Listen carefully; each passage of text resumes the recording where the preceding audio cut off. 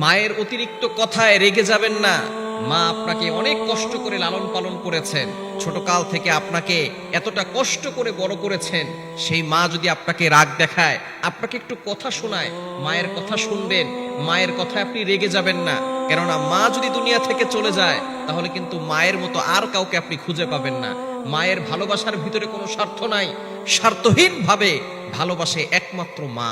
এজন্য মাকে সব সময় কদর করবেন, কেননা মা চলে গেলে কিন্তু আর কখনো মা পাওয়া যায় না। এজন্য মায়ের সাথে খারাপ ব্যবহার করার আগে 1000 বার চিন্তা করবেন।